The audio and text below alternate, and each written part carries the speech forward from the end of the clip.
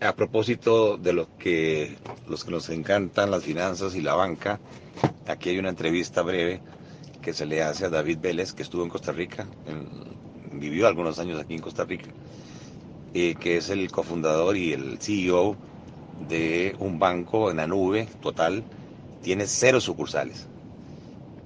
Obviamente, pues sus costos operativos son muy competitivos y si bien es cierto, operan en Latinoamérica con niveles de morosidad, como él dice, más altos, la eficiencia y el pricing correcto hace que se hayan ganado una rentabilidad sobre el patrimonio récord de las mejores, 23%, y además es un banco digital eh, que las nuevas generaciones Y Z, nacidas después del año 1980, que ya en Costa Rica es casi el 60% de la población, les encantaría una opción totalmente en la nube, cosa que no existe hoy en la banca costarricense, que para mi criterio se congeló en el tiempo en cuanto a innovación, creatividad, nuevas opciones para el cliente, y seguimos dependiendo de los grandes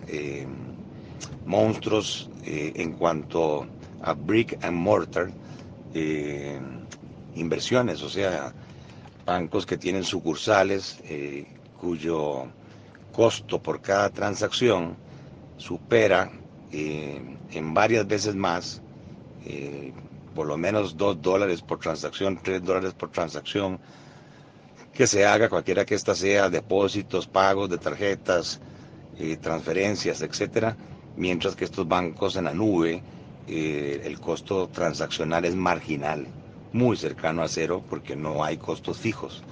Y la escala hace que entonces esos costos fijos se diluyan bastante eh, y le ofrece un abanico a esta nueva población muy atractivo. Ojalá que se pudiera, a través de algún mecanismo, traer este tipo de bancos fintech, que se llama, que es la combinación de las palabras finanzas y tecnologías, que son organizaciones mucho más eficientes, más competitivas, más conscientes de servicio al cliente, más conscientes de ofertas a la medida de cada cliente, y tanto el país como los usuarios, como el mismo gobierno dueño de los bancos del Estado, estarían felices con este tipo de innovación, pero lamentablemente a nivel político seguimos viviendo en el siglo pasado con unas ideologías que en el mundo están totalmente enterradas y ideológicamente no se pueden tocar algunas entidades en beneficio supuestamente de los consumidores, cuando en realidad lo que están protegiendo son los intereses de los sindicatos y de los que viven de esa entidad. Les comparto la entrevista. Saludos. Meantime, Latin America's largest fintech, Nubank, recently hitting the 100 million customer mark. The Brazil-based company recently reported record revenue in its latest quarter. Joining us right now is Nubank's co-founder and CEO, David Velez. And one of the reasons I think so many folks in the United States and around the world, in the world of finance, are fascinated by what you do, David, is that there's a question whether you are ultimately going to be the sort of fintech model for even some of the big banks around the world. But tell us what's going on in your region and explain, given how sort of asset light your business is, if you will, what's happening. Sure. So we started about 11 years ago with this thesis that, similarly as you have seen in every industry, in every country, technology companies have a significant advantage versus incumbents in delivering a product that is higher quality at a lower cost for consumers. We started in what we think is the best region in the world to do that, which is Brazil. Brazil is a market, very large market, where 5 banks own over 85% of the assets, of the investments, of the credit, very concentrated oligopoly. That meant large percentage of the population did not have access to financial services, and the ones that had access were paying some of the highest interest rates and fees in the world. And so with that digital-first model, we were able to grow for the past decade, and today we are one of the largest financial institutions in the country, crossing over 100 million customers in Brazil, Mexico, and Colombia, and continuously delivering a product that is higher quality at a lower cost, given the low-cost structure. This trend, again, is a global trend. I think there's been peers of us in Europe, in the US, in Asia going after it, but it's very much still in the first minute of the first half, because when you look at financial services globally, it's the largest profit pool, over $6.5 trillion, but disruptors, fintechs, have taken less than 1% of the market cap. So that story is very much in the early beginnings and is a real structural opportunity that exists really globally.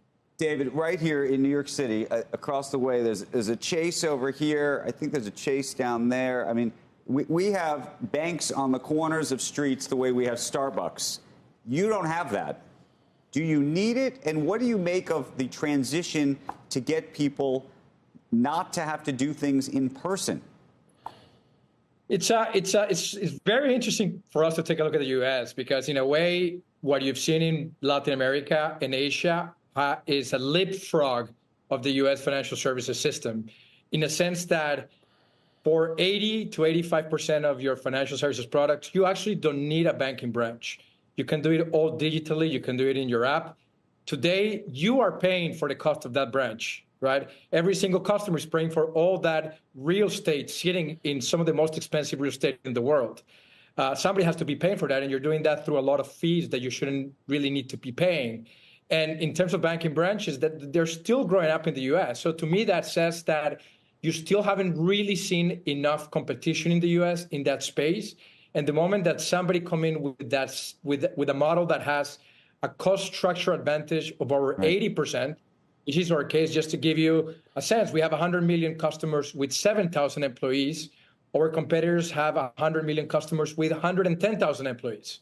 So the cost structure advantage is huge. That cost structure advantage should also exist in markets like the U.S. and eventually will be really important for to compete. David, speak to this. You've just had record revenue in this last quarter, but you have an increase in delinquencies, and I want to try to understand what you think is going on, both at Nubank itself, but whether you think it speaks volumes about what's going on in the region. Sure. So we see a seasonality increase in delinquency really this quarter that we released yesterday. Is very much as expected. You generally see higher delinquency in the first quarter of the year after a December and a November where people increase purchase volume a lot. So it's really very much under control on the delinquency side. What's important for us is that every single loan that we give, it has to be NPV positive. And so if we're seeing high delinquency in certain areas, we have to be compensated for that additional risk that we're taking through pricing that risk effectively. And that has always been our methodology. That's why we generated record earnings of over $440 million last quarter, and return on equity of 23%, which is one of the best in class in Latin America, even though we see that delinquency ticking up.